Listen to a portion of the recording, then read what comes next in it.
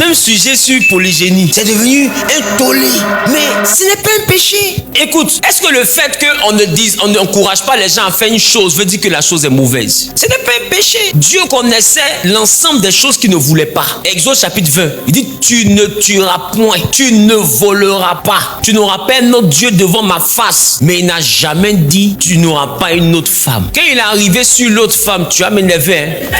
Quand il est arrivé sur l'autre femme, il a plutôt dit, si un homme veut prendre une autre femme qui ne retranche rien à ce qu'il donnait à la première. Vous pensez que Dieu peut faire des concessions pour des hommes parce que les hommes l'auraient influencé? Quel est l'homme qui peut influencer Dieu au point que Dieu va dire, tu ne voleras pas, mais pour les femmes là, on peut s'arranger. C'est le même Dieu qui a dit, tu ne commettras pas l'adultère. C'est aussi un péché rattaché à la femme et à l'homme, à l'intimité. Il était radical là-dessus. Mais en ce qui concerne le mariage, il a dit, si tu complètes là, assure-toi de ne rien retrancher à ce qui est obligation de famille. À côté de ça là, il y a la monogamie. Isaac, il était monogame. Les gens vont dire que polygamie est source de problèmes conjugaux. On est d'accord avec tout ça. Mais qu'est-ce qui a tué Samson? La polygamie ou la monogamie? Samson a combien de femmes? C'est pas Dalila, c'est polygamie ou même monogamie qui a créé le problème. Peut-être même s'il avait une deuxième là, même quand elle voit que Dalila avait coiffé son mari, il se battre.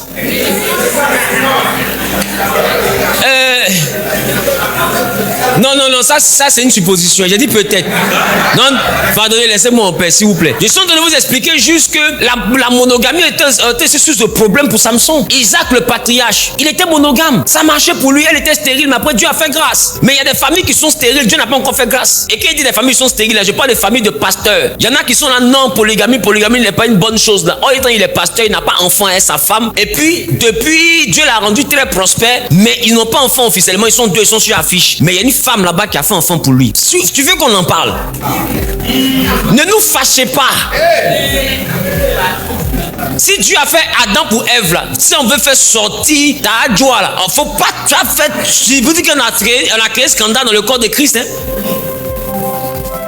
Pourquoi cette hypocrisie dans l'église? Inutilement. Dès qu'ils ont eu tout senti, il a vomi. À côté de ça, il y a la monogamie. À côté de ça, il y a même le célibat. Paul dit, celui qui se marie s'expose à des persécutions. Et c'est ça qu'il veut nous éviter. Donc Paul dit, c'est à cause de lui, celui-là. Personne ne se marie parce que célibat, c'est mieux pour servir Dieu. Est-ce qu'on va dire, on va écouter Paul? Est-ce que Paul est là comme Lazare s'élève? Peut-être même qu'on fouille bien. Est-ce que Paul même, Lazare s'élevait?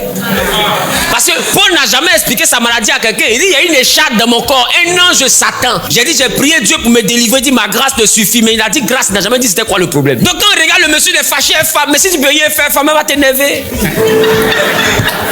Donc il faut qu'on arrive au cercle, on demande à Paul, et Chad là c'est quoi? Parce qu'on a cherché ce que ça signifie comme problème, on n'a pas vu. Mais il est mort, il n'a pas expliqué aussi le problème pour lequel on doit le délivrer. Mais quand on regarde, Paul était un homme quand même qui était exemplaire, parce qu'il dit en tant que pharisien, je suis irréprochable. C'est-à-dire qu'il avait un comportement exemplaire. Les pharisiens, tu t'amuses, on te lapide. Non, c'est-à-dire qu'il était exemplaire au point comportemental. Donc quel était le problème pour lequel il a demandé de le délivrer? Puisqu'il lui dit qu'il était un pharisien irréprochable. À l'égard de la loi, il dit irréprochable. Il dit en ce qui concerne mon origine, je suis hébreu, né d'hébreu. Tu me parles de la loi, je suis docteur. En fait, Paul Ventre te dit que je suis calé dans tous les domaines, mais son ange de Satan qui est dans son corps là, c'est quoi? Et puis il dit chacun a reçu un don différent de Dieu. Ça là c'est don. Célibat là c'est don. Dieu me dit il n'est pas bon que l'homme soit seul. Si Dieu estimait que c'était bon, il allait faire Adam sans Ève. Mais quand il a vu Adam sans Ève, il dit il n'est pas bon. Mais quand Paul dit se marie pas, est-ce qu'on a chargé? On n'a pas chargé. Il y en a qui disent ne se marie pas. On n'a pas chargé. Nos frères prêtres, son petit dit se marie pas. Qui a tiré les yeux? Ça n'empêche pas.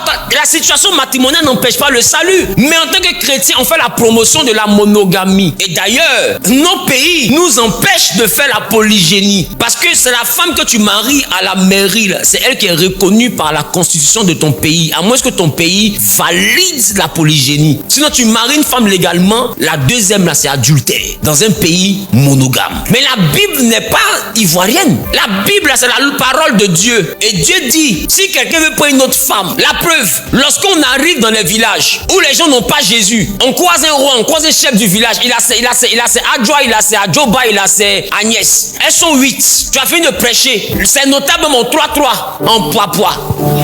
Tu finis de prêcher. Il décide d'accepter le Seigneur. Tu vas demander à tout le village d'abandonner toutes les femmes. Toi, mais les femmes vont te pendre. Tu vas pas sortir de là-bas. Les enfants vont t'attendre à sortir du village, te bastonner. Tu es venu pour créer pour moi à un moment. C'est une réalité sociétale. Dans ce cas, qu'est-ce qu'on dit? On dit encore maintenant que Paul dit que celui qui vient dans le Seigneur, qui vient dans l'état où il est. Ah, donc tu sais que c'est écrit aussi. Faut dire, c'est séparé. Ils vont te frapper dans le village des gens. Non? Tu vas pas croire. Et on fait des concessions pour eux. On leur dit non, vous pouvez venir avec vos femmes, c'est pas grave. Mais dans le Seigneur, on prend pas plusieurs femmes. Bon, on prend pas plusieurs femmes, ce n'est pas un péché. Parce qu'on ne peut pas faire une concession pour plaire à un monsieur qui a plusieurs femmes. Voilà pourquoi on ne dit pas à la prostituée, viens dans l'église avec ta prostitution, Dieu te prend tel que tu es. Pourquoi? Parce qu'en ce qui concerne le péché, nous on est intransigeants. C'est parce que la polygamie n'est pas un péché. Quand on fait des faveurs à celui, c'est même pas des faveurs. On le laisse dans sa polygamie, mais on souhaite que ceux qui se convertissent soient monogames. C'est ce que nous on met en avant. C'est la chose que nous mettons en avant le plus. C'est la chose pour laquelle on a opté. De sorte à ce que même quand quelqu'un refuse de se marier, même là, dans l'église, on refuse qu'il prenne des responsabilités. Mais nous lisons Paul. Paul n'était-il pas célibataire? Pas seulement le fait de l'être. En disant même de l'être, il en faisait la promotion. Il exhorte les gens à ne pas se marier. C'est anti-biblique. De sorte à ce que la Bible ne soit pas la parole de Dieu. La Bible contient la parole de Dieu parce qu'elle contient aussi la parole de Paul. Ce que Paul dit là, ça contredit Dieu. Vous voulez qu'on parle? Ce que Paul dit là, ça contredit Dieu. Parce que Dieu dit, il n'est pas bon que l'homme soit seul. Paul dit, celui qui se marie affectionne les choses du monde. Comment on peut appeler le mariage l'institution divine que Dieu établit pour que le monde soit parfait, une chose du monde? Et vous prenez Paul comme un exemple que la femme ne doit pas prêcher. Paul, tout ce qu'il a dit, on peut écouter. Vous voulez qu'on écoute Paul vraiment? Dans quel monde on va vivre? Voilà pourquoi en théologie, il y a les épîtres pauliennes. Paul lui-même, c'est une matière pour te faire comprendre qu'est-ce qu'on prend dans Paul, qu'est-ce qu'on prend pas dans Paul. Parce que Paul est l'objet de plusieurs débats. Et il y en a qui viennent mettre en commentaire, s'il était vraiment docteur, il allait savoir.